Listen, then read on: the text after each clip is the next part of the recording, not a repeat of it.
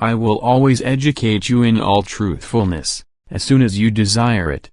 And I will also always answer the questions that arise anew, because you only desire the answer for the sake of truth. That is, you would like clarity where various opinions prevail. If I give you the instruction to spread the truth, you shall also always receive an explanation, no matter what it is. The earthly path of Jesus, the man, can no longer be verified. Only by spiritual means can you humans be informed as to how and where Jesus spent the years which preceded his actual work as a teacher. Even so, it is certain that he lived a very simple life with his family and that he always remained reticent even within the circle of people who frequented his parents' house. He kept away from all festivities, as well as larger gatherings. He always kept himself to himself and inwardly matured as a result of his exceptionally helpful attitude towards his needy fellow human beings. For his heart was full of love, and this love increased his wisdom. Knowledge revealed itself to him so that he clearly recognized everything. Even though in the beginning this inner light came to him in a flash only to withdraw again for a while, and then he spoke and thought like everyone else again. Yet in his knowledge he was far more advanced than his contemporaries. However, he refused to accept instructions from people.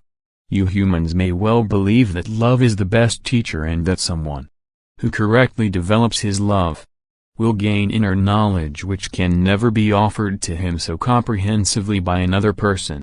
You should know that Jesus' soul had come from the kingdom of light, that it had indeed forfeited the light during its life on earth but not the love within itself, because, as a purest being of light, it was illuminated by my eternal fatherly love.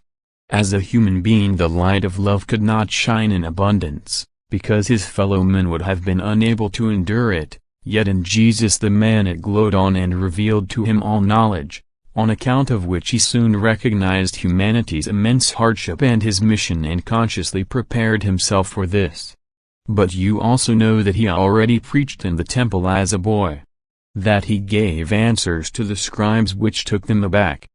Thus it testifies to the fact that he already possessed knowledge as a boy which he was not taught by people but which was caused by the bright flame within him. His love grew ever stronger and thus his wisdom increased. And the Pharisees and scribes already treated him with hostility because he wouldn't allow himself to be taught by them. Instead he stayed away from every school. No record survived for future generations about the time between his sermon in the temple and the beginning of his actual ministry, and therefore many different assumptions and descriptions are being advocated, as worked out by human intellect. The reason why no records exist is because Jesus' life proceeded quietly in his parental house, because he seemed to have lost all divine abilities during this time. He stepped out of public view and led a very secluded life and, as a carpenter's son, also worked in his profession as such. Nothing extraordinary happened to him, for during these years Jesus had to mature as a human being because he wanted to exemplify to people the way of life which leads to full maturity, to perfection. Throughout this time his life was quiet. He did not possess any remarkable abilities. In fact, he gave the impression of a simple-minded person, because he withdrew from all people and only ever gave short answers, and even the usual worldly knowledge seemed unfamiliar to him. Most of all he avoided contact with those who belonged to the temple and whose task it should have been to provide spiritual guidance to people. And so, soon there was no one in his environment, not even his close relatives, who were still convinced that the once so extraordinary child had a divine mission. This time of Jesus' life on earth had been especially grievous, for what was no longer externally visible was nevertheless deeply hidden within. It is just that Jesus had to deal with it himself. He had to come to terms with everything as a human being. He had to fight as a man against all inner cravings and passions which besieged his body just like all other people. He had to suffer and fight and mature through being of service. For by virtue of his love, which emanates wisdom, he soon realized all correlations, and he knew that he himself first needed to attain the degree of maturity which would enable him to accomplish his mission. And he covered this process of development in silence and solitude as a plain carpenter's son, who did not leave his hometown, who often merely looked for solitude for the purpose of attaining inner maturity by withdrawing into remote regions, by climbing hills and frequently staying alone for days, only in contact with his guide and Father, and remaining in prayer for strength and fortitude for that which was ahead of him, which he often saw before his eyes in great detail and which plunged him into dreadful states of fear. During these times he turned to me in search of help. And I was with my son, I gave him strength and granted him increasingly brighter realization, so that he time and again offered himself to complete the work which was intended to bring humanity salvation from sins and death. However, the notion that the man Jesus acquired more profound knowledge through association with philosophers and teachers in foreign countries is completely misguided. Who else could possibly have taught Jesus better than I myself? But I myself dwelled in Jesus, the human being, as a result of his boundless love.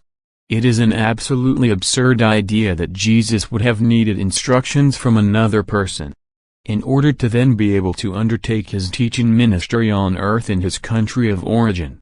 If you humans have proof that I myself convey the truth to earth providing specific preconditions exist, how much sooner was Jesus therefore able to be taught by me directly? After all, his love and total devotion to me surpassed all of you. Only someone who has no idea as yet about the consequences of a life of love can make such allegations that Jesus had acquired the knowledge in other countries in order to appear as a teacher, that he had to visit other people in order to study their doctrines.